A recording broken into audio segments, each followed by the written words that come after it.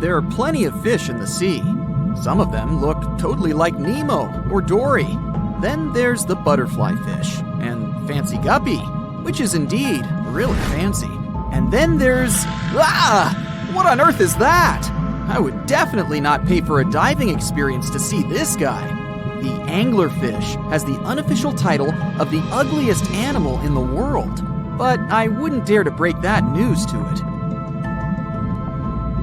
There are more than 200 species of anglerfish currently swimming somewhere in the gloomy depths of the Atlantic and Antarctic Oceans, up to a mile below the surface. Some of them prefer different living conditions, the shallow tropical environments. Different kinds of anglerfish vary in shape and size, from the famous black sea devil to frogfish, monkfish, football fish, goosefish, batfish, and sea toad. The larger ones can be half as long as a full-sized bed, but most are less than a foot long. Since the choice of meals where these guys live isn't that huge, they had to come up with a unique hunting strategy. They don't waste their priceless life energy on following prospective prey. Instead, they use a piece of dorsal spine that sticks above their mouths like a fishing pole, hence the name of the fish. There's a sac of bioluminescent bacteria that glows brightly in the dark at the end of that rod. The light lures prey, and all the anglerfish has to do is wait, and then enjoy its lunch delivered right to its mouth. Their bodies are pliable and huge, so they can easily swallow prey twice their size. Deep-sea anglerfish eat whatever they can find. Species that live in more shallow water aren't picky either, and can eat anything from shrimp to snails and small fish. Only female anglerfish have the cool fishing rod feature though. So what about their males? Finding a soulmate deep under the sea isn't that easy. I mean, literally, there's no light down there. Plus, there are frigid temperatures and low oxygen levels. Anglerfish can't afford to go on many dates in those conditions, so they mate for life. And before you go aw about it, I have to tell you, they do it in quite a special way. Male anglerfish are much smaller than their ladies. The contrast is so striking that when researchers first got interested in their love life, they thought those males were actually the offspring, or larvae, hanging out next to their moms. Certain anglerfish male species have receptors that alert them that there's a female nearby. After they mate, the male bites into his woman and stays attached to her head, belly, near her tail, and other areas he can access. While they morph together forever, the female fish gets the male's cells, DNA, and reproductive organs, but loses her immune response cells. The male gets free permanent housing and nutrition. Given the current real estate prices, it sounds like a dream. But that accommodation is shared by up to 8 males, and they can't move out if they ever feel like it. You're unlikely to meet this deep-sea fish in real life, but if you meet an anglerfish in your favorite video game, remember that you can easily outswim it and make it kinder to you with tranquilizing arrows. Once you befriend it, the anglerfish can be your scout and help you discover new areas with its bioluminescent pods. Back in the real world, down in the twilight zone of the ocean, about 650 to 3,300 feet down, the anglerfish isn't the only creature you're lucky you'll probably never meet. Many of the locals look like they come straight out of science fiction or horror movies, but that's because they had to adapt to this dark, deep world. I did my best to get you prepared for the creatures you're going to meet, starting with the common Fang Tooth. They spend most of their lives deep down, but at night, they move toward the surface to snack. These guys are more active than most other deep-sea dwellers. They don't wait for food to come their way, but actually follow it, and then get it with their long, hungry teeth. They don't have a built-in light bulb like the anglerfish, so they've developed a great sense of smell and use as much sunlight as they can get there in the depth to get around. Sometimes, even the shadow of a passing by prospective prey is enough for them to switch to action mode. And though they don't look too charming, they're completely harmless to humans if you ever run into one of these guys. Stoplight Loosejaw sounds like a great name for an alternative band. But it's actually another deep-sea resident with sneaky hunting habits. It has special light-producing photophores under each eye. They emit green and red light like a stoplight, hence the name of the fish. Unlike other fish, these guys hardly ever leave the twilight and midnight zones. Their lower jaw is a quarter of the total body length, and the stoplight keeps it open all the time, hoping to get some lunch.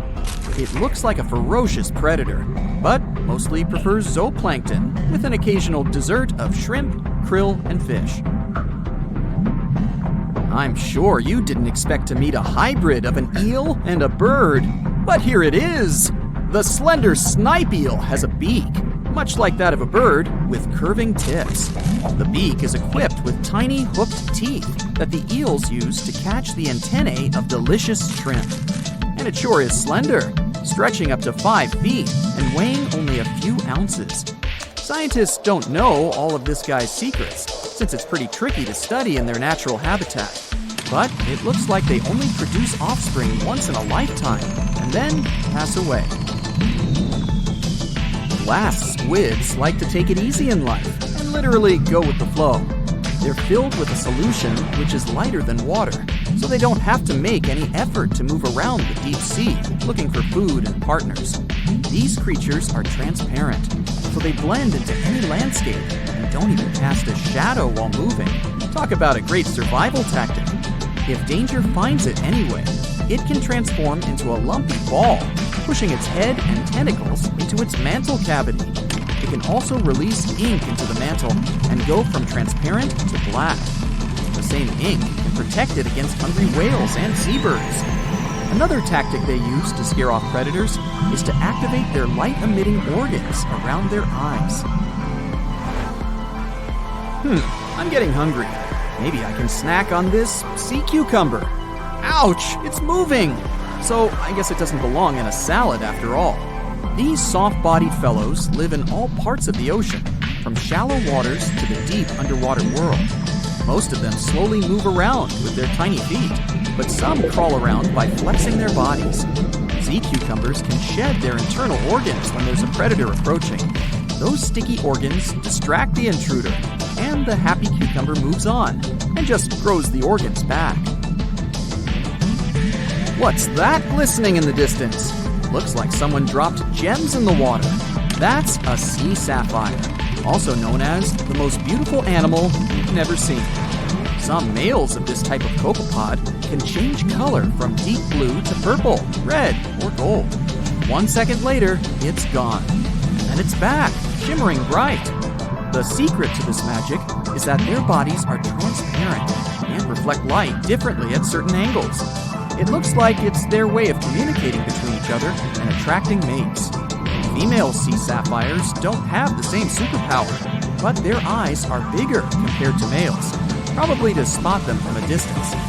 Males roam wild and free, and their ladies stay in the crystal palaces of strange barrel-shaped jellies called salps. Most of the ocean is still shrouded in mystery, whether we're talking about dark corners or creatures that are hiding in the depths. But sometimes it gives us a peek into scary things it hides in its cold, dark depths. Like when you hear on the news that there are some deep sea creatures washed ashore after a powerful storm once again. Some just look weird, while others are real monsters that live at depths of more than 3,300 feet. The coldest and deepest parts of the ocean have created one specific phenomenon called gigantism. So, sea spiders, squids, worms, and many other animals, mostly invertebrates, or creatures without backbones, they're all way bigger and scarier than the versions we see in the more shallow areas. In the Pacific depths, you can see a sea sponge as large as a minivan. Or what about the colossal squid that lives in subantarctic waters and is nearly 14 times longer than the arrow squid, a type that mostly lives in New Zealand? Researchers found many of these underwater monsters in the abyssal zone of the ocean. Back in 2021, the researchers showed images of the giant phantom jelly. It was at a depth of 3,200 feet. Its tentacles were 33 feet long. Wow, I wouldn't like to face that one on the beach. It probably eats only small fish and plankton, but it can swim to depths of more than 21,900 feet.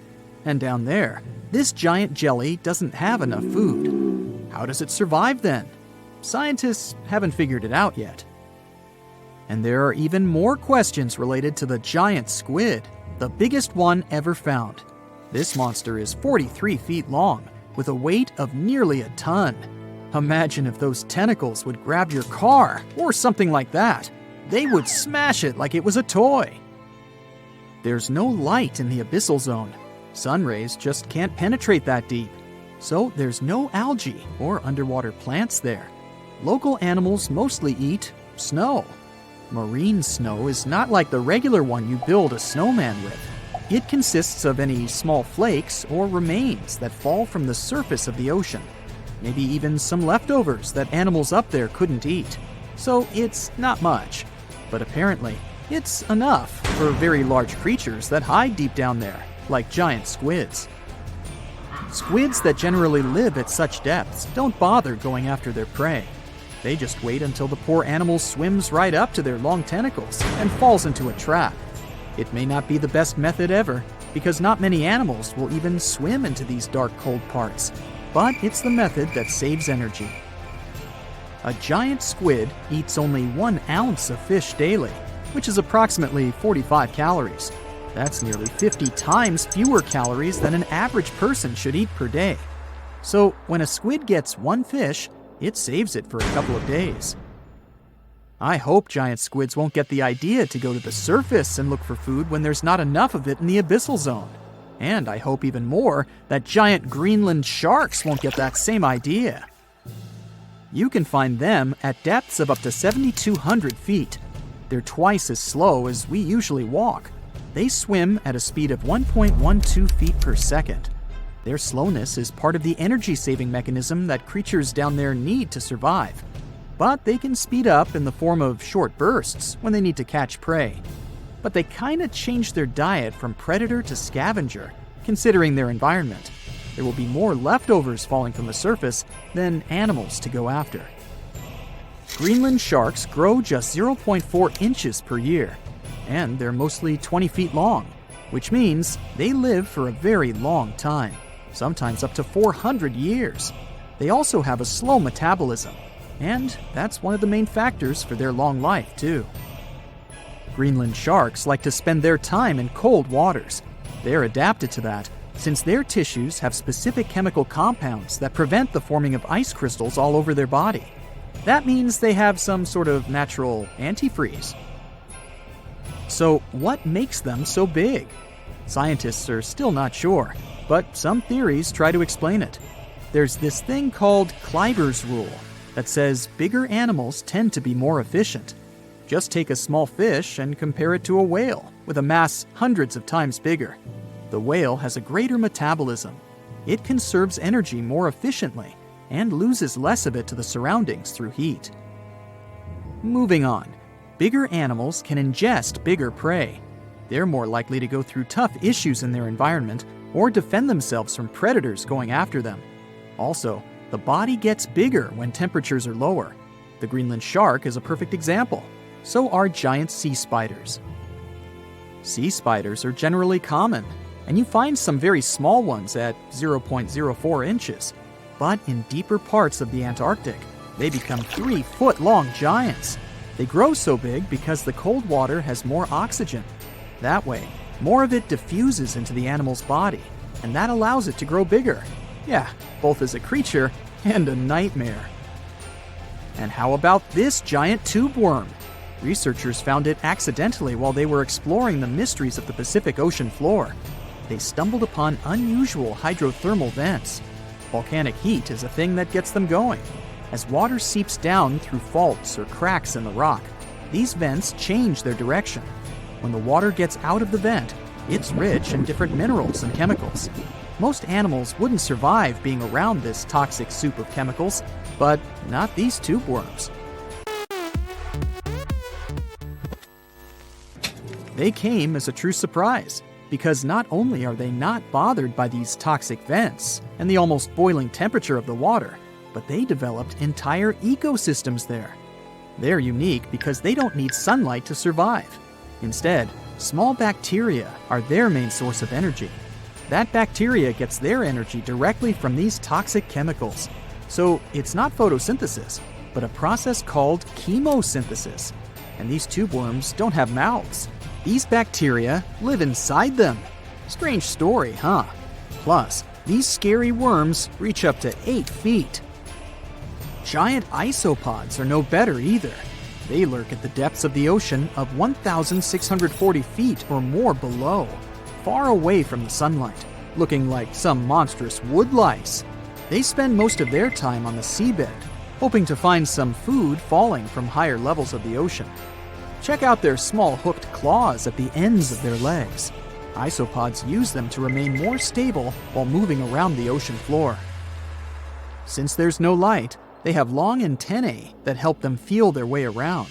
These sensory antennas are about half the length of their body. Giant isopods have pretty big eyes compared to their body size, too. They can grow over 12 inches from head to tail. And these fellas are really patient. Remember how we said animals down there rarely get food? Sometimes they need to wait for years to get a proper meal. That's why their metabolism is amazingly slow. 5 years later. They can go for 5 years without eating anything. Imagine that. I get hungry just talking about this. In 2006, a biologist did research to compare the differences between the shallows and the deep sea regions. He realized the deep sea mirrors the island rule. First, isolated parts of land develop biodiversity you won't find anywhere else. Second, small-bodied life there grows much bigger when it's isolated, compared to life on large land masses. Resources are limited, but also competition and predators. And we don't know much about these deep-sea creatures. It's too expensive and too complicated to carry out such research. So we'll just wait for more raging storms to show us at least part of the monstrous world cold ocean depths hide. From thousands of dollars worth of treasure to brand new phones and ancient cities, let's dive into the water and see what we can find. Imagine going to the river to enjoy a boat ride. Who wouldn't want to take a couple of pics to make the memories of this trip last forever? Oops, the water split. Luckily, you've taken precautions and put your gadget in a waterproof bag. But what if you drop your phone to the bottom of the lake along with this case? This is what happened to some people. A scuba diver and a YouTuber dived into a river popular with tourists and lost some of their gear worth $20,000, including new iPhones and some jewelry. Oops. You might be familiar with the image of a car getting pulled out of the water, either from the movies or TV news. Large cargo vessels sometimes sink, and trucks inside them go along. That's what happened with the Thistlegorm wreck. It sunk in 1941 in the Red Sea, and these Bedford trucks were inside. Want to see something more valuable, like treasure? A British cargo ship was carrying a heavy load of silver ingots, but the vessel sank. Treasure seekers knew there was silver on the ship. Since the 1940s, they've been looking for it. The Odyssey Marine team got lucky. They made the discovery in 2011. The treasure was more than 14,000 feet below the surface. The ship had carried more than 110 tons of silver ingots. Finders keepers. The Odyssey team kept 80% of the treasure and gave 20% to Her Majesty's Treasury. Of course, there were more items on the ship, like letters, teapots, and silk sheets. You can see them in the exhibition called Voices from the Deep at London's Postal Museum. Now how about some underwater art? Sure, here you go, Polynesian moai statues. These statues have been discovered in several areas across the world. For instance, Easter Island is full of different size statues, but many of them can also be found in Cancun, Isla Mujeres, and Punta Nizu, Mexico. Seeing full-body statues from thousands of years ago under the water would probably be a lifetime experience. Gold coins are also popular items found in shipwrecks. Many divers come across coins worth a lot of money. But there's one diver in Florida who truly hit the jackpot.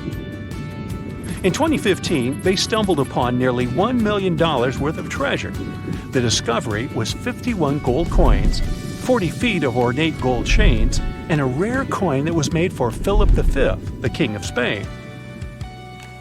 They were once frightening and dangerous, and they still look spooky. Yo-ho! I'm talking about pirate ships. One pirate shipwreck from the 18th century was excavated off the coast of Colombia in 2015. The treasure found there was worth between $4 and $17 billion. It contained precious stones, gold, and many other items. The next one is an underwater city.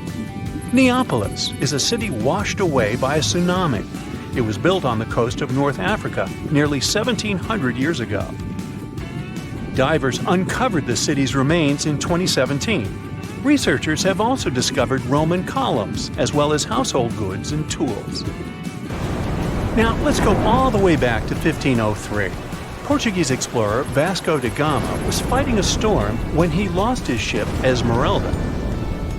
The ship was discovered in 1998, but it had to wait for more than a decade to be excavated. Researchers found navigational tools there. They didn't have as much value as Spanish gold, but they were historical treasures. Now, in Amsterdam, they fish for bikes in canals. 1/3 of working Amsterdammers cycle to work.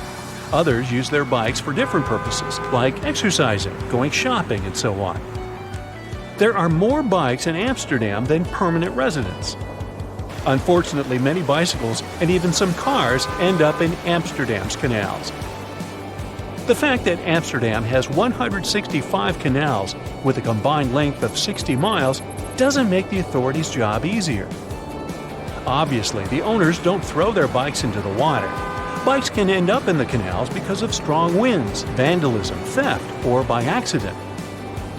Every year, authorities fish up between 12,000 and 15,000 bikes. Our next one is a lost city. Heraklion was ancient Egypt's gateway to the Mediterranean. It became submerged and hidden under the sand. This city was famous. Maybe you've even heard about it. It was mentioned in the legend about Helen from Sparta and Paris from Troy. So, how was this ancient city discovered? In the early 2000s, a team of divers found a huge fragment of rock on the seabed and took it up to dry land. It turned out that it was a piece of the statue of Hapi, who was the lord of the river of ancient Egyptians. The team continued searching and found 6 other pieces. Around them, they saw temple ruins, pieces of pottery, jewelry, coins, oil lamps, and so on. Even an old copy of the New York Times. Nah, not really. Granada Underwater Sculpture Park is the world's first, what else, underwater sculpture park. Why is this park so special, besides being located in the beautiful waters of the Caribbean? You can see the park on a snorkeling or scuba diving trip. The sculptures are about 9 to 16 feet underwater. The atmosphere and the experience itself make it special. The sculptures are made from concrete and steel. Some of them weigh as much as 15 tons. They're covered with underwater creatures. The statues were put there to help protect reefs, maintain the health of the ecosystem, and restore underwater life in that area. Now, submarines are designed to go underwater, so maybe you wouldn't expect to see them on this list.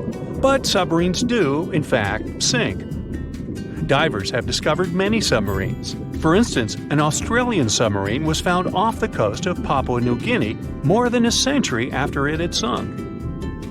Now here's another submerged city, but this one was left underwater on purpose. You can see the ancient ruins of Lion City in a lake in China. This lake was created in 1959 when the valley, at the base of Five Lions Mountain, was flooded to create a hydroelectric power station. The 1,400-year-old city, now ruins, got submerged by this flow and stayed this way for over 50 years. It lay untouched at the bottom of the lake until its exploration started in 2001. Divers found out that many structures, carvings, guardian lions, and arches were still preserved. Researchers mapped and documented Lion City. They also look for a way to protect these structures from further damage. In 2011, the city was announced to be an historic relic under protection. When you see the ruins of Lion City for the first time, the view will take your breath away. So don't forget to hold your breath. Imagine swimming in the dark waters. As you're approaching the city, you see its huge walls and extensive carvings. Marvelous, isn't it? The Cancun Underwater Museum is probably the largest museum of its kind in the whole world. It wasn't lost, per se, but now it's home to an aquatic ecosystem. Who wouldn't want to combine scuba diving and snorkeling with a visit to a world-class garden with 500 sculptures? Placed 30 feet under the surface, these sculptures are made from pH-neutral marine concrete so that they can stay on the ocean floor. Plus, here, the sculptures change over time, unlike in a traditional museum. That's because they become part of the underwater environment and a home to various plant and animal species. In one installation, nearly 450 life-size figurines are grouped together to hint at the harmonious coexistence of humanity. There is also the Anthropocene, which is an actual submerged Volkswagen Beetle placed by the Manchonis Reef. Okay, this is not a lost and found item, but this is just, hey, it's a giant jellyfish and I wanted you to see it. This creature is known as the lion's mane jellyfish, and it's the largest known species of jellyfish. So, I'm happy now. And have you ever discovered anything underwater? Do you know how harsh the water around undersea volcanoes is? It is so acidic that some samples even showed it to be at a level between stomach acid and battery acid. This water also contains so many chemicals that are toxic to normal marine creatures and plants. And yet, some species have found a way to live near or inside hydrothermal vents, like this special type of shrimp. This mysterious creature from the dark depths of the ocean has adapted to grazing bacterial filaments using its small claws, which are similar to garden shears. Hydrothermal vents stemming from the volcano coat the rocky surface, which means that all those creatures living down there get something to eat. In fact, undersea volcanoes provide 3 very important life-sustaining elements in those areas: minerals, hot water, and bacteria. Whenever there's an open fissure in the ocean floor, water seeps into it. Bacteria living in the crust of our planet then move in and remain in the hot water. The temperature of the water there can go up to 750 degrees. When the fissure erupts and expels the heated water, these bacteria get expelled along with it. There's something else that comes along for the ride: many nutritious minerals that resided in the rock that has been dissolved by the superhot water. The warmth coming from the vent and the minerals sustain the bacteria and give them the perfect chance to multiply. In many cases, the first sign of life around an underwater volcano is a thick coating of bacteria. The bacteria develop stable colonies, which is why other deep-sea creatures that inhabit these dark areas use them as food, like these shrimp. They're trying to eat that fast-growing bacteria and at the same time do their best to avoid the hazards of all the volcanic eruptions.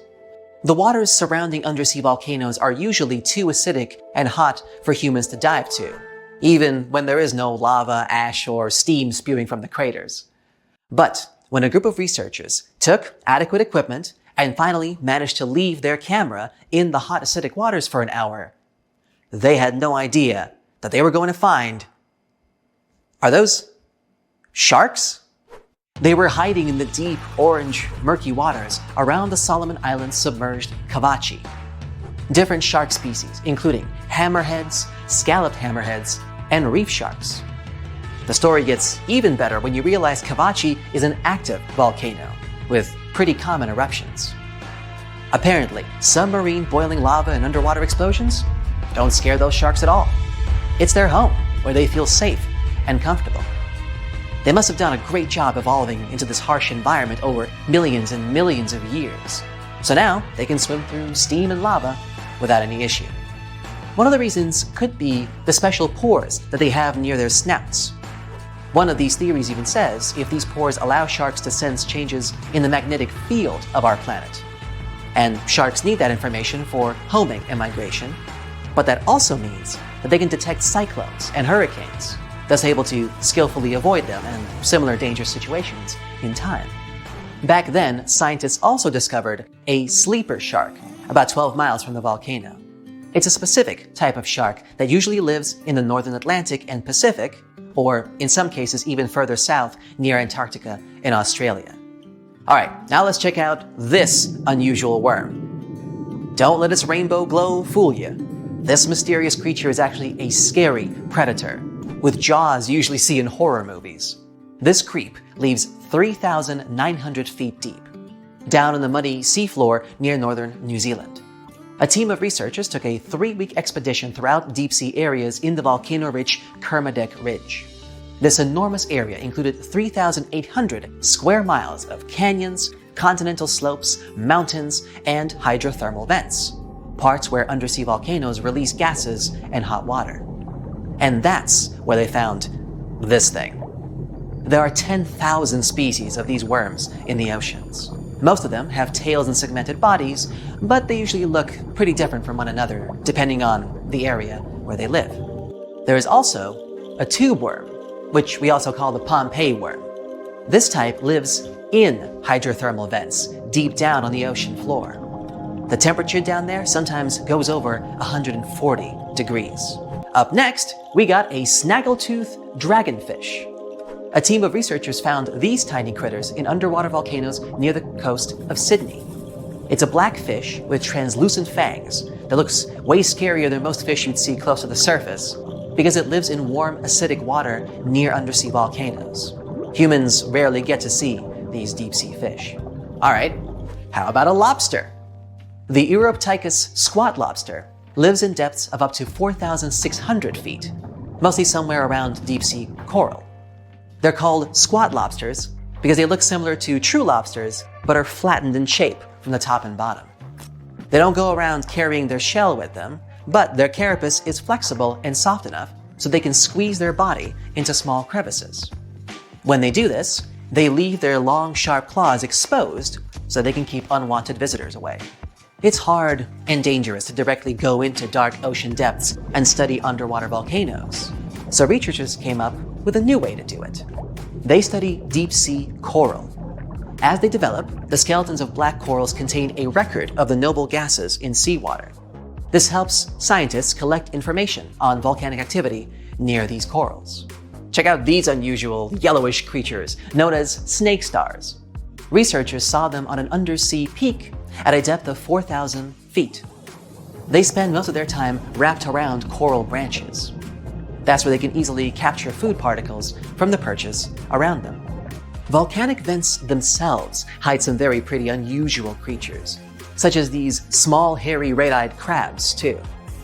They live among rocks on the summit of seamounts in dark depths of up to 3,000 feet. There are crabs that live even deeper than that, 1.5 miles, on the ocean floor near Antarctica. They got their nickname Hoth crabs because of their hairy chest, and are part of a lost world of deep-sea creatures that live around volcanic vents at great depths.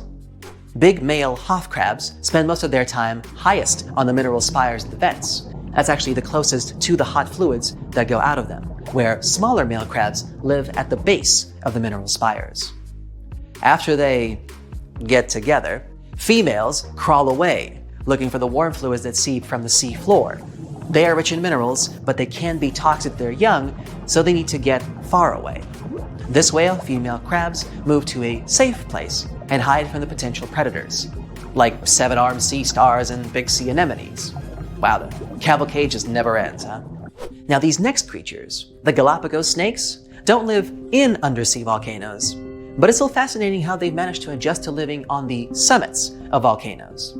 The Galapagos Islands have 21 volcanoes, and 13 of them are active. It's a unique area with many animal species that you won't find anywhere else on the planet. A wide variety of iguanas, tortoises, lizards, geckos, seals, birds, and sea lions, and snakes that decided to inhabit volcanoes. Also, Alaskan fur seals have been popping up in some unusual locations, like the top of a small island that forms the tip of an active undersea volcano, perhaps? Vents there spew steam, mud, and sulfurous gases. Their surface is covered with huge rocks that exploded out of the vent a couple years ago. This place doesn't look that hospitable, but northern fur seals obviously wouldn't agree. Maybe because there's so much food around this island, like squid and northern smooth tongue, a deep water fish. Because of the ease with which they can gather food, it's much easier for them to take care of their young. And check out this giant woolly rat. It lives in the rainforests that surround the extinct volcano called Mount Basavi. Its crater is 2.5 miles wide. There are high walls around the volcano, and at first glance it seems like nothing interesting has been going on here, except for some unusual creatures, like this large fluffy animal that kind of looks more like a beaver than a regular rat. It's 32 inches long from nose to tail and weighs 3.5 pounds, and is one of the largest rats in the world. They have a silver-gray coat, and researchers think that they build their nests underground. These rats eat roots and leaves. This extinct volcano is in New Guinea, which is known for its over 70 species of mice and rats. So these woolly rats have obviously adjusted through generations and evolved to live in these unpleasant conditions. Want to high-five a sea creature? Well, put your hand up for the Tasmanian red handfish. This fish doesn't swim like a fish. It walks. It uses its flipper-like hands to stroll around on the ocean floor. These bottom walkers are disturbed by swimmers and boats a lot. Some people even want to take them home as pets. I think it's better to just give them a wave and swim on by. The vampire squid.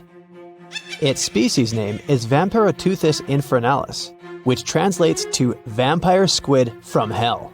Oh yes, this vampire squid means to terrify everyone with its name, its dark red color, its spikes at the bottom, and the scary fact that it can basically turn itself inside out. The vampire squid loves putting on a good show, but it's as harmless as a kitten is to humans. It's as if Dracula scared the pants off you, but he didn't have blood-sucking fangs. The vampire squid feeds on food particles from plants and animal matter floating near the ocean's surface. Since they're not predators, they need good defensive strategies, and their vampiric look is designed to ward off large creatures who want to eat them. Turning themselves inside out is a defensive mechanism since the spiky areas in the inner skin are more intimidating. They also shoot out a substance that does not have color, but is packed with bioluminescent particles to distract predators. The Vakita. Going out on a boat off the coast of Mexico sounds like the perfect vacation. The sun, the blue water, the most endangered sea creature. Wait, what? The Vakita isn't dangerous, but don't expect it to stick around to say hello or sign any autographs. It's incredibly shy. This little cow, that's what it means in Spanish, is one tiny sea mammal. With those black markings around its eyes, it looks more like a sea panda to me. Seeing one should make you feel very special. They're on the brink of extinction, mostly because they got caught by accident in fishing nets. It's estimated that there's only 10 left in the wild. The blue dragon. This little creature looks like something out of a kid's fantasy movie.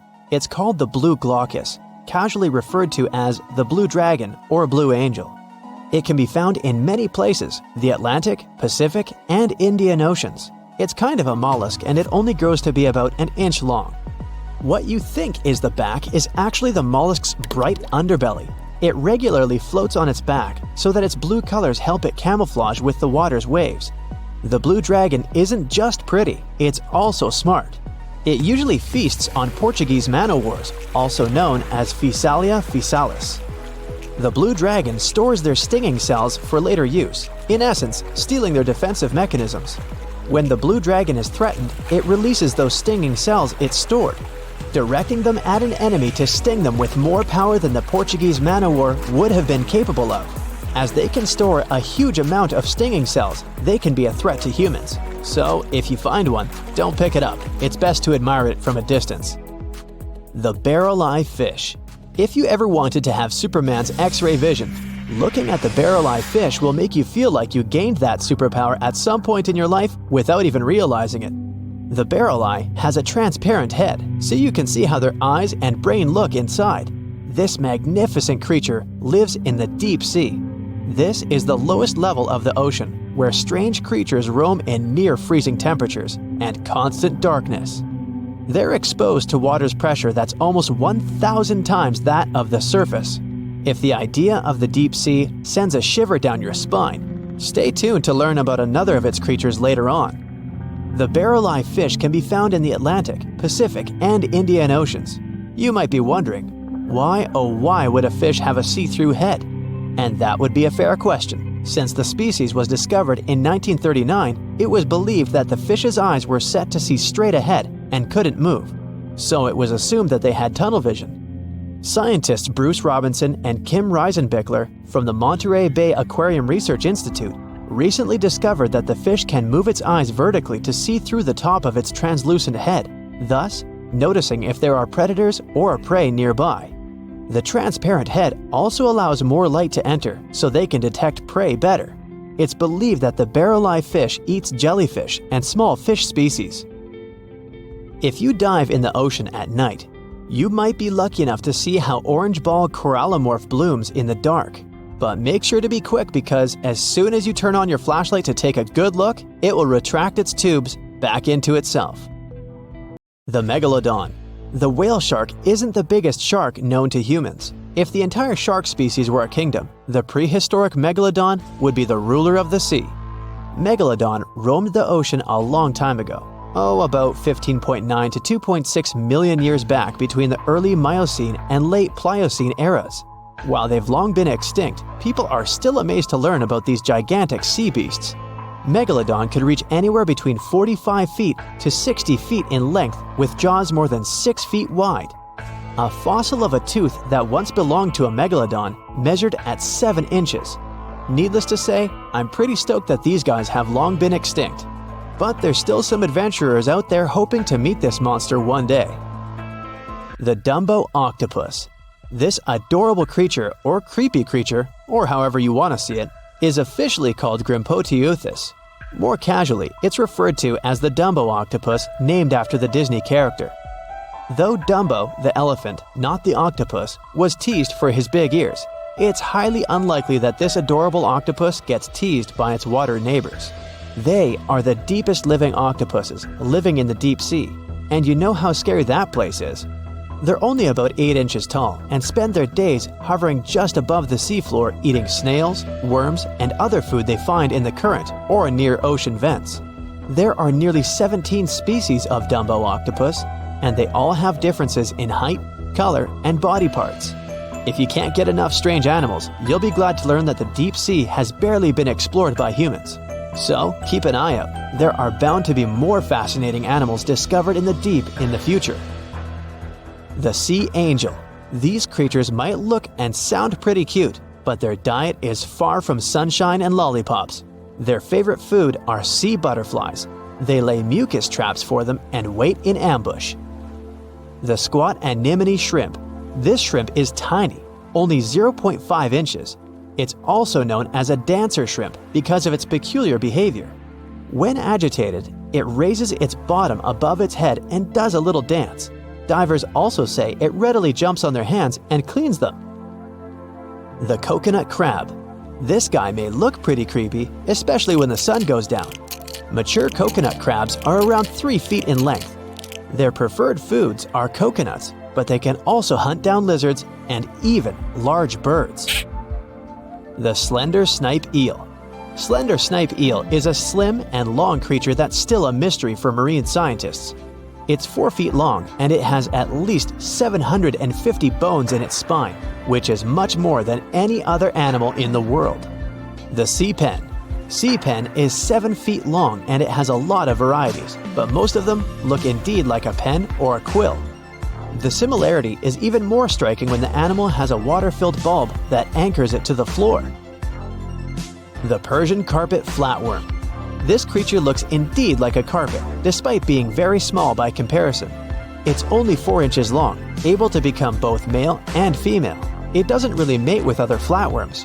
Rather, it fights them for the right to bear posterity. The flamingo-tongued sea snails. Tourists love these extraordinary snails for their pretty colors, thinking it's a shell, but in fact, the shell is quite dull and hidden underneath colorful soft tissues. They eat softer, toxic parts of corals and store their toxins to protect themselves. Think you know what lurks in the depths of the ocean? While nearly 95% of our oceans haven't been explored yet, it's hard not to let your imagination run wild. But thanks to brave explorers, deep-sea cameras, and awesome archaeologists, we do know about some pretty incredible sea creatures living in our waters today, and millions of years ago. From the 9-foot spider crab to the 60-foot prehistoric megalodon, these sea dwellers come in all shapes and sizes. But let's focus on sea creatures famous for their huge size. Can you guess which living species of whale is the largest? Well, it's not the orca, but that's a good guess. The orca is a toothed whale that can grow to anywhere from 23 feet to 32 feet, which is slightly smaller than a school bus. How about the narwhal? Nope, they're not the biggest either. These unicorns of the sea live mainly in Arctic waters and only grow 13 feet to 20 feet in length, and that's including their 9-foot tusk. Tired of guessing? Okay, I give in. The largest whale that still exists today is the blue whale. At a jaw-dropping 82 feet to 105 feet, the blue whale is not only the biggest whale we know of, but is currently the largest animal to have ever lived on Earth. Seriously. These animals are bigger than a T-Rex, and even the prehistoric megalodon. If you were to put a blue whale next to a school bus, it would look like it could swallow it. Think about that. According to National Geographic, a blue whale's tongue can weigh the same as an elephant. And their hearts can weigh as much as a car. That doesn't even sound possible. It's no wonder these giants need to eat about 4 tons of krill every day. While there aren't too many animals living today that can compete with the blue whale's epic proportions, there is an entirely different species that is a good contender, and it's not quite what you would expect. It's a jellyfish. No, I'm not talking about the little jellyfish that wash up on the shore and ruin a perfectly good day at the beach. I'm referring to the lion's mane jellyfish, the biggest jellyfish around. This invertebrate can grow up to 120 feet long. They also come in different gorgeous colors like red, purple, or even shades of orange. As if their length wasn't impressive, the lion's mane jellyfish boast a whopping 8 sets of 70 to 150 tentacles. That means they can have up to 1,200 in total. And here's the giant oceanic manta ray, the largest type of ray in the world. Their wingspan can be longer than a bus. These guys can reach 30 feet in length. They also have the biggest brain compared to body size among all fish. Unlike their stingray cousins, mantas don't have venomous tails. And while the lion's mane jellyfish and the blue whale are yet to be beaten for the longest sea creature, there is one marine creature that can grow even larger in length. The Portuguese Falis, tentacles and all, can reach a length of 165 feet long, and that's according to mentalfloss.com. While this thing may look a lot like a jellyfish, it's actually known as a siphonophore, and there are hundreds and sometimes thousands of them that are genetically identical. Their long tentacles help the organism catch prey, and its sting is fatal to most animals, even humans in some cases. What's even creepier is that if one of the tentacles comes off the organism for whatever reason, it can float around the water for days before decomposing. Even if it's detached, this tentacle can still sting you. But don't go running out of the ocean just yet. Your chances of being hurt by a Portuguese Falis sting are pretty slim. However, if you do get stung, the side effects aren't pretty, with welts, stomach cramps, an elevated heart rate, and an upset stomach. While you don't want to go anywhere near these long creatures, they sure are pretty to look at. Check out all those colors. The Shastasaurus is the biggest marine reptile that has ever existed.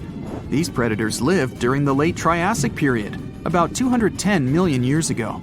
These amazing giants could reach lengths of up to 69 feet and weighed more than 75 tons. This made the Shastasaurus as heavy as a blue whale.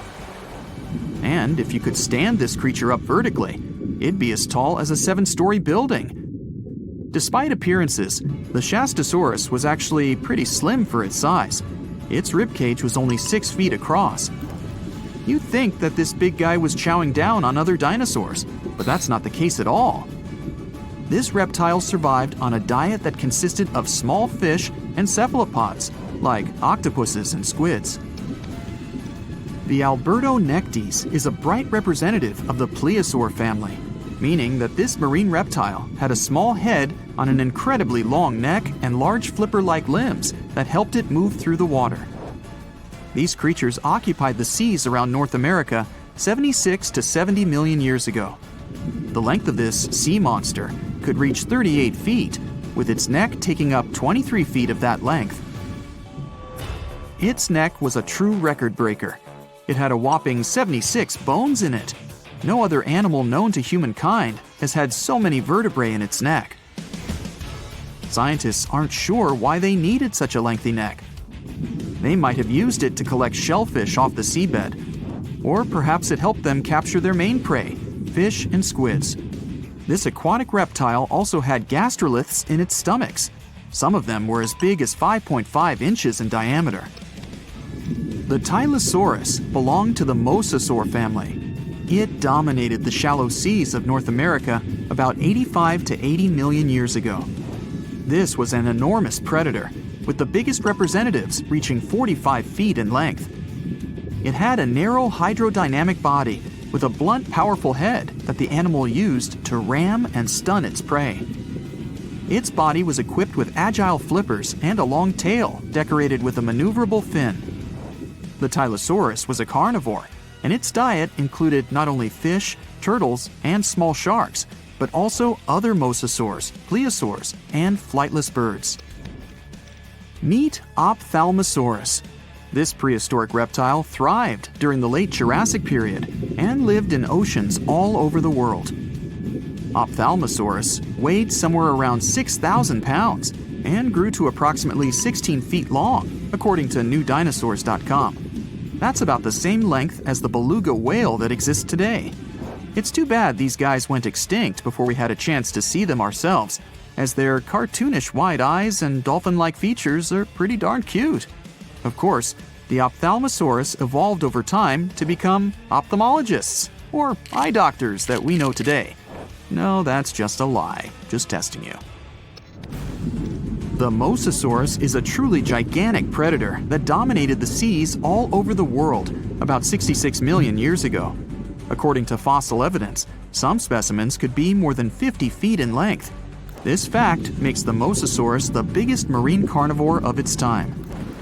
One of the most terrifying things about this creature was its crocodile-like head, decorated with literally hundreds of razor-sharp teeth, neatly organized in 2 rows on both jaws. The thing is that it was pretty challenging for the Mosasaurus to grab its prey in the water. That's why it had all these teeth, plus something special: pterygoid teeth anchored to the bones on the roof of its mouth. This made hunting and holding onto its prey much easier.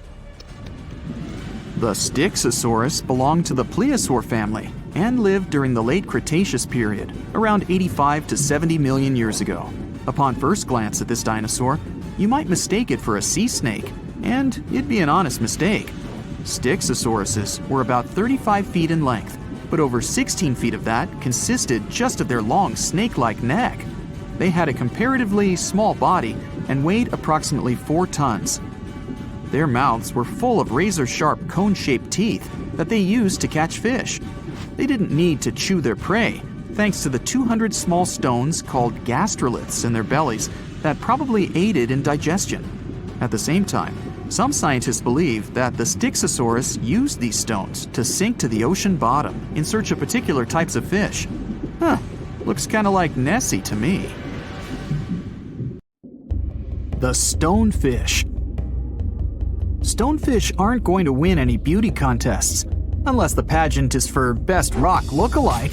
Their tiny unreflective eyes and rough skin blend in perfectly with their environment. A large head, an even bigger mouth, and a home full of, it's rocks. And just because you're on the beach doesn't mean you're safe. Stonefish can survive for 24 hours out of the water. Stepping on one, or even handling one, won't be that fun. Their dorsal fin spines have extremely strong venom. It shoots out when they get stepped on, and it can lead to paralysis or even heart failure. You'll need help fast. No wonder they're one of the most dangerous creatures in the water, or anywhere. Be careful when scrambling around rocky areas. They love to play hide and seek. The deep sea dragonfish. If there were a prize for the most hideous fish in the ocean, the deep sea dragonfish would win. With slimy, scaleless skin, massive teeth, and a face only a mother could love, this bad boy of the sea is nothing to mess with. It likes to swim between 700 feet and 6,000 feet below the surface of the ocean, where the waters are the darkest and coldest. Along with some other creatures on this list, the deep sea dragonfish relies on its bioluminescent body parts to catch prey. It also uses its hanging appendage, which boasts a little red light on the end, coming out from its lower jaw. Many fish mistake this little light for prey, luring them right into the jaws of the deep sea dragonfish. Very clever dragonfish, very clever indeed. The Fang Tooth. The Mariana Trench is an underwater trench with a depth of 35,000 feet, nearly 7 miles below the ocean's surface. Let that sink in. While scientists know the Mariana Trench exists, it's one of the least explored places on Earth. It's also the deepest area of Earth's oceans. And although many creatures down there probably haven't even been seen by humans yet, scientists have had the creepy pleasure of getting to know the Fang Tooth.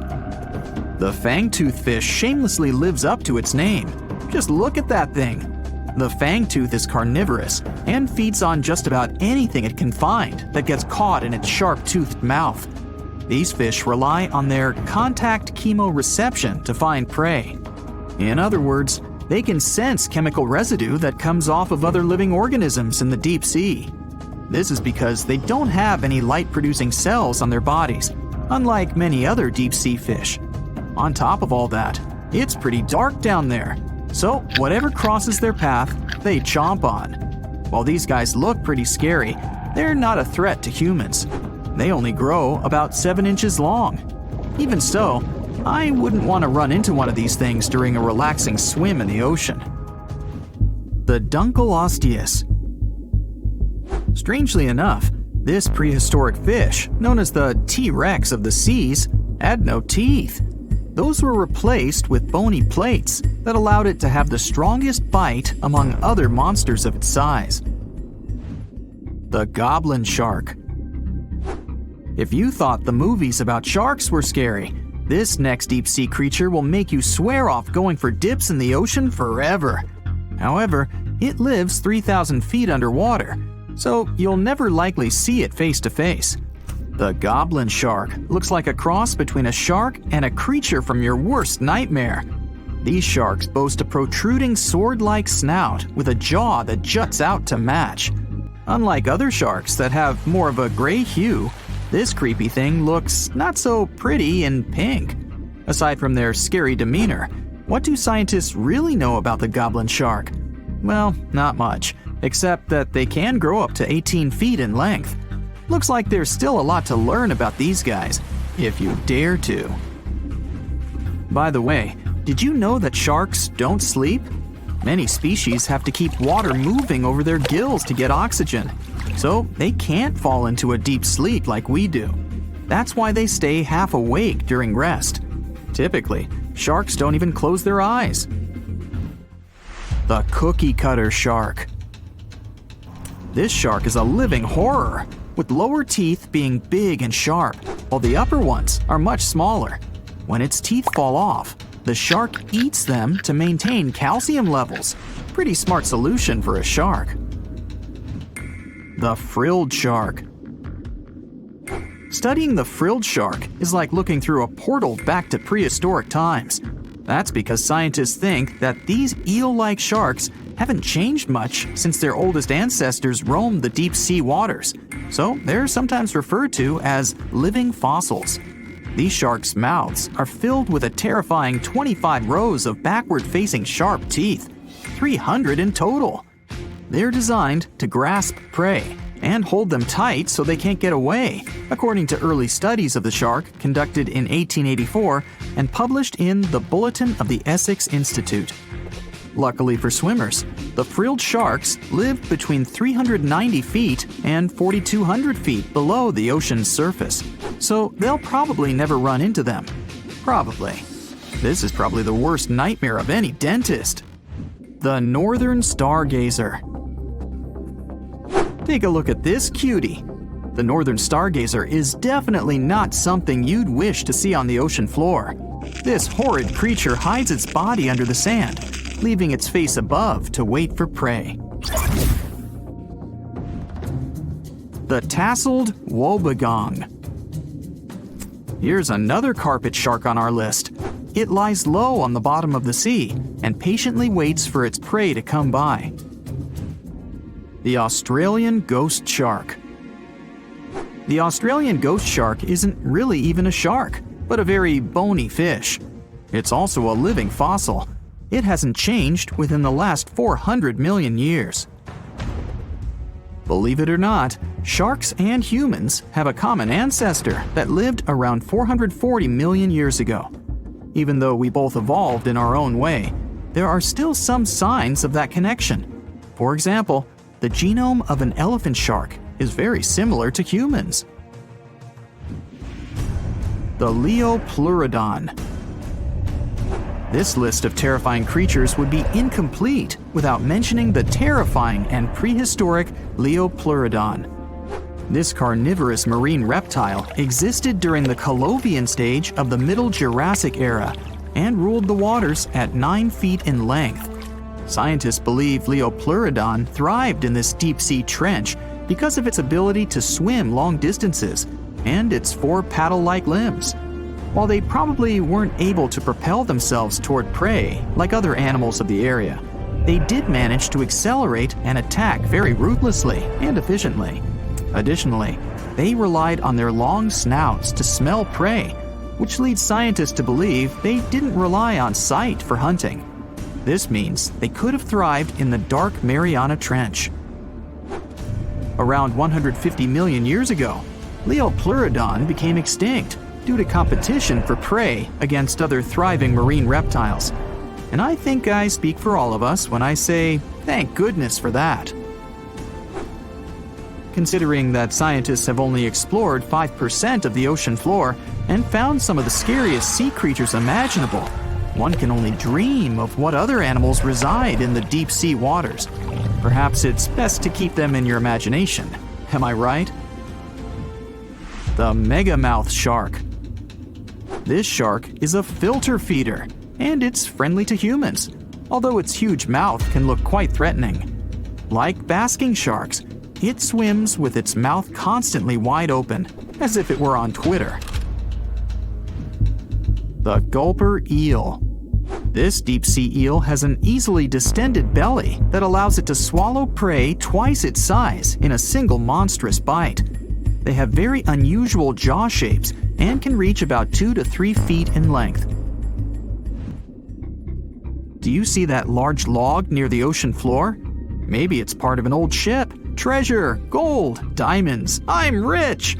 Well, as you get closer, you notice something. It's swimming! It's not a shark or a dolphin, it's a saltwater crocodile. Now don't panic.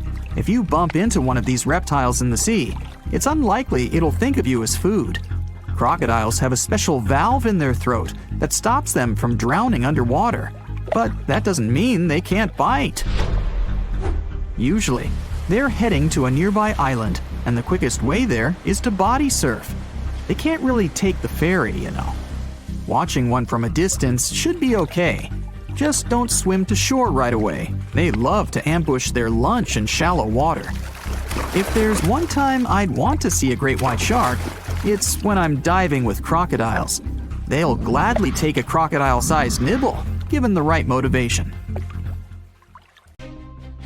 450 million years ago, no, I wasn't around then, the sea level was higher, coral reefs started to form, the climate on our planet was stable and warm, not even dinosaurs were around yet.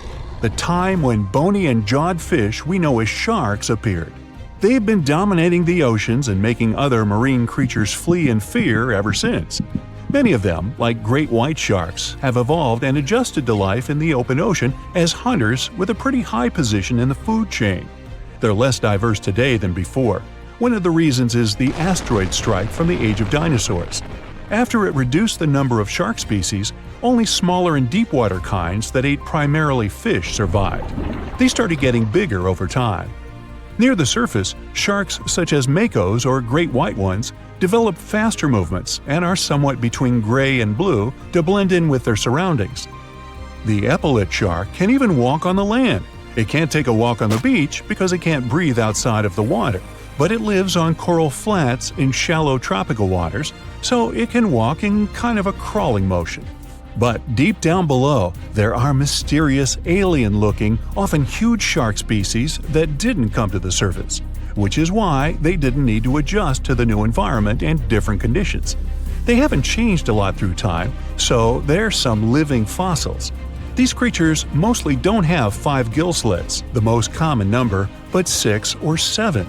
It's because there's less oxygen the deeper you go in the ocean, so they need more gill slits. Sharks on the surface evolved to have fewer gill slits. 6-gill sharks are the most primitive sharks we have today. Their skeletons are like those of ancient extinct sharks, and they can survive only in very deep waters. Like cats, sharks have a layer of reflective cells placed inside their eyes, which helps them see better in the dark deep sea or cloudy waters. Sharks on the surface have big eyes because they evolved to hunt in the sunlight, so they tend to rely on their vision. Those that live in shallow waters have small eyes, so they can protect themselves from the sand.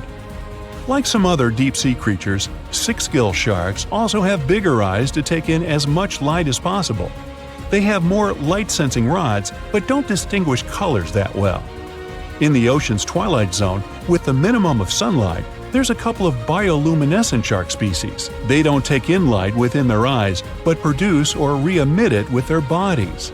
Their skin or organs have specialized cells that produce a soft blue-green light. Deep-sea creatures that produce their own light do that to attract their prey, deter animals from going after them, or, scientists think, communicate with each other. It can even help them to camouflage. They do it by hiding their silhouettes from animals going after them. They produce enough light to match their surroundings. The biggest luminous underwater creature is the kitefin shark, found swimming 980 feet below sea level, preying on groundfish or smaller sharks. It can grow almost 6 feet long and lives 3,200 feet below sea level. Deep-sea sharks are also bigger than those on the surface. The Greenland shark can grow up to 24 feet long, bigger than a great white. There's a thing called deep-sea gigantism. Creatures in nutrient-poor depths of the ocean grow bigger because, that way, they lose less energy as heat. The Greenland shark lives its life in slow motion. It has a slow metabolism and can go very long periods without food. With their slow pace, they evolved to live up to 500 years at depths of 7,200 feet. Sharks in shallow waters catch their prey relying on agility and speed, but for them it's easier because there's plenty of food on the surface. Deep-sea sharks, with less food and slower life rhythm, had to develop a different style. They're more opportunistic, definitely not picky, and don't care if their future meal is alive or not. Frilled Shark, another living fossil from the darkest depths, hasn't evolved much through time, and they're one of the last of their kind, with all of their relatives already gone extinct. It grows up to 7 feet long, primarily hunts on squid, and catches other sharks and fish. It looks like a dinosaur, a snake-like face, a long, smooth, thin body that moves in a serpentine way. It can propel itself with the power of its tail and curl like snakes. They don't swim in a straight line like other sharks. Cookie-cutter shark grows up to 20 inches. It got the name because of the way it feeds, biting off small pieces. It's a parasite creature, which means it feeds off bigger animals but leaves them alive. They have sharp teeth and sometimes even swallow those that fall off on purpose. Some researchers think it could be because they live in the depths that are nutrient poor. If they swallow the teeth, they could recycle calcium and other material from it. Prickly shark is a rare and unusual creature with many thorn-like denticles and 2 small dorsal fins. It lives mostly in the depths of the Pacific region up to 1,900 feet. Ghost sharks are not even real sharks, but fish closely related to them and rays. They have big pectoral and pelvic fins, 2 dorsal fins, pretty big eyes, and unlike their cousins, have a single external gill opening. Ghost sharks have slender tails and can grow up to 80 inches, silver to blackish color. They sometimes live in rivers and coastal waters, but also in the depths of the ocean of 8,200 feet or even deeper. They are pretty weak swimmers, so they tend to feed on invertebrates and small fish. Goblin sharks. Swimming through the deep sea, this creepy shark with a flabby body suddenly sees a small, innocent squid. It goes toward it, but the potential snack notices it and quickly starts moving to dart away. It seems like the plan could work at first, but then the shark suddenly thrusts the jaw of its mouth and catches the poor little squid in a second. After the meal is finished, the animal simply fits the jaw back into the mouth and goes away as if nothing happened. This is possible because it has a jaw connected to 3-inch-long flaps of skin, which is why it can unfold from the snout. It can grow up to 12 feet long with a weight of 460 pounds. Scientists think goblin sharks are mostly active in the morning and evening. The shark has a long, prominent snout and specific sensing organs on it. It uses them to sense electrical fields in the dark oceanic depths. Seven-gill shark is a big cow shark, brown to silver-gray on top, white underneath, black and white spots, with a thick body, a small dorsal fin, and a wide, blunt snout. It can grow up to 10 feet long, mostly lives in the depth of 1,870 feet, but you can also find it in deep channels and bays. It can be aggressive toward humans if provoked, so don't. Like most deep-sea creatures, it's an opportunistic hunter that's not quite picky but likes to go after dolphins, seals, porpoises, and other marine animals. Megamouth sharks mostly live in the depths of 15,000 feet and spend most of their time in the dark, like me. Scientists discovered it in 1976 because it went near the surface at night to feed on zooplankton. That's the only time these sharks go there. During the day, they return to their quiet, dark, and mysterious depths. They are filter feeders, which means they keep their mouths wide open while swimming, so they filter the planktons they like to eat. There are organs that produce light inside of their mouths, which attracts potential prey, such as pelagic crustaceans. These sharks live in the deep parts of the ocean, but you can rarely find them below almost 2 miles. Scientists think some other, stronger bony fishes outcompeted them. Deep parts of oceans became oxygenated around 70 million years ago, and sharks have been around way longer. But bony fishes adjusted and adapted efficient ways to use oxygen, while sharks were slow with adaptations, so they lost. Also, oceanic depths are way colder, which is challenging for fish and the rest of cold-blooded animals because the speed of their metabolism widely depends upon the external temperature. The sea, this unrelenting water beast, has been defying all attempts to tame it for centuries. Many ships driven by the wind have gone through the harshest parts of the world. Some have survived the struggle with the sea, and many have come off second best. It's the year 1834. A ship called the Pilgrim is setting a course to sail from California to Boston. The journey will venture around South America and then past Cape Horn of Chile. Richard signs up as a merchant seaman aboard the Pilgrim. This is his first voyage at sea. The crew tells Richard stories of the Drake Passage off Cape Horn, a route that's legendary for its dangers. Countless ships and sailors have disappeared in those waters. Since Cape Horn's discovery in 1526, it's quickly become known to all those that have sailed around it as the ultimate test of any mariner's skill and of any ship's strength. Those that have survived the journey call Cape Horn a sailor's nightmare. Jack the helmsman, a salty veteran, steers the ship towards this most dangerous of all routes. Jack has been aboard the Pilgrim since it was first commissioned in 1825. He's passed by the Horn many times, each time learning a different lesson from the tests provided by the sea. The Pilgrim has been refitted since its past voyage a year ago. Richard values Jack's experience, given that it's his first journey at sea. Jack assures Richard of his confidence in the Pilgrim, even though it's just a small wooden brig with 2 masts.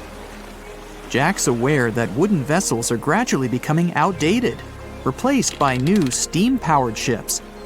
But Jack prefers the maneuverability of the Pilgrim and would take it over the steel ships any day. Richard is excited to be aboard. There's so much to explore in life as a merchant seaman, but the guy struggles to acquire his sea legs on the boat. Forceful winds make the Pilgrim move faster, providing Richard with a quick introduction to life at sea. At the same time, nothing can prepare him for what is to be experienced at Cape Horn. It's the southernmost point of land before Antarctica. The gap between the icy continent and Cape Horn holds the infamous Drake Passage. Approximately 700 miles between Cape Horn and the Antarctic Peninsula. Strong winds provide an uninterrupted, steadfast journey toward the Horn. But, as Jack tells Richard, the winds are more concentrated at the Drake Passage. They create a funneling effect, becoming stronger and more unpredictable. Richard is unsure of what this might mean for the Pilgrim, but understands that there's no easier route to travel around South America. A few days pass. The Pilgrim sails by the many islands that make up the western coast of Chile. Although the sea has been relatively calm, Richard continues to deal with his lack of sea legs. His movements are still not very graceful. The constant, ever-swaying deck rises and falls, and Richard finds it hard to get used to the motion. Random large waves hit the Pilgrim from every angle. The ship is quickly approaching Cape Horn. Richard looks towards great thunderous black clouds in the distance. "Welcome to the Horn," Jack says, half laughing. A wry smile upon his face soon disappears. The man gets serious, knowing what awaits them all. Stronger winds start blowing the sails as the crew scrambles to hang onto the ropes. Richard desperately sets to adjust the aft sails, adjusting for the constant change in strong southerly winds. Jack holds firm at the helm, knowing the importance of his role. He's wary of the swell. It can build very quickly the further south they travel. It's crucial the Pilgrim doesn't venture too close to the Horn when they approach. The great darkness that was in the distance is now all around them, filling the sky in every direction. Blackened clouds throw rain and hail down at the crew as they try to resist the enraged weather. Jack is directed by the captain at the helm, changing the direction of the vessel. The temperature has dropped significantly. Barely keeping the water from his eyes, he turns toward the port side bow to provide his face a brief break from the torment of the wind. Looking out into the distance, the man sees the Horn standing alone, surrounded by mist. It's a haunting sight. He steers the Pilgrim along the face of the Horn, the distance getting shorter. The waves shrink in height since the depths become shallower. But these waves are much steeper, and their angle can cause more damage to the wooden vessel. Jack's unsure how much of these waves the Pilgrim can take before the hull is breached. Richard, still posted at the aft sails, watches the water and icebergs floating by. He's unsure how large they actually are, since they're mostly hidden underwater. But he knows to alert Jack if any get too close. Just one iceberg hitting the Pilgrim will be all that the hull can withstand. Dutifully, he watches over the side and into the distance. Icebergs aren't the only thing to look out for. Rogue waves are common in these seas as well. The connecting Antarctic and Pacific Oceans, mixed with stormy weather, form waves together. This creates much larger rogue waves. Such waves have been known to reach up to 100 feet tall. They can destroy most vessels in their path. It'll surely be the end of the Pilgrim if it comes across a rogue wave. Strong currents adjust the route of the Pilgrim, as though the Horn is trying to lure the ship toward its rocky shallows. Slowly, they are getting pulled closer toward the Horn. Jack is fighting the current at the helm. Spinning the wheel, he strains his body as much as he can. Grunting, he plunges the wheel from the port side to starboard and back again. The captain keeps yelling directions.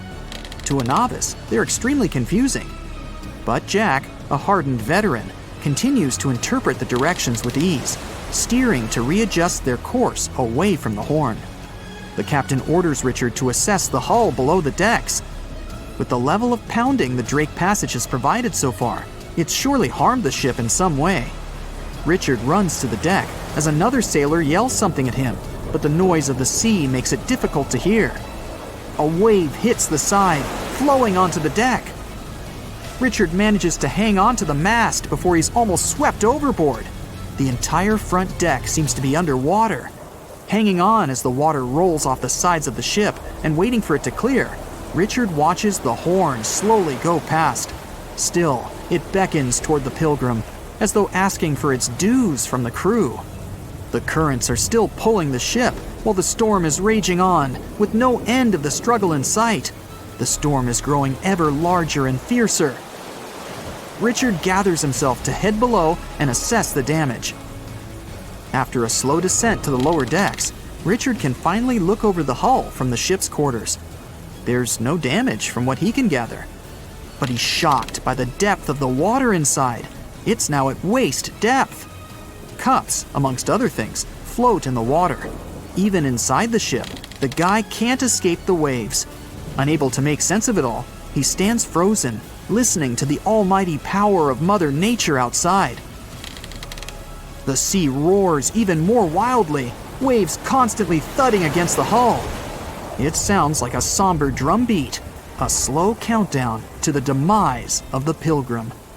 Richard forces himself back to the terrors of the above decks, grasping onto the rails to carefully walk the slippery stairs. He leaves the disturbing creaks of the wooden decks.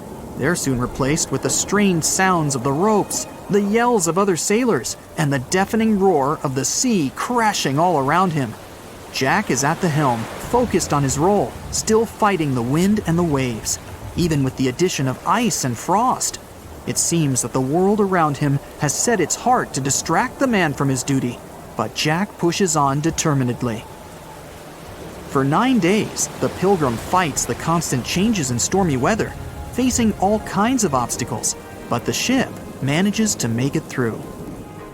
As they leave the storm behind, the crew sets their course north for their final destination. The sight of the sun peeking through the dark clouds is the most relieving thing Richard has ever experienced. Unfortunately, Richard lost his rations at some stage during the storm. At sea, if your rations are lost, it's your own bad luck. Luckily, Jack is kind enough to share some of his.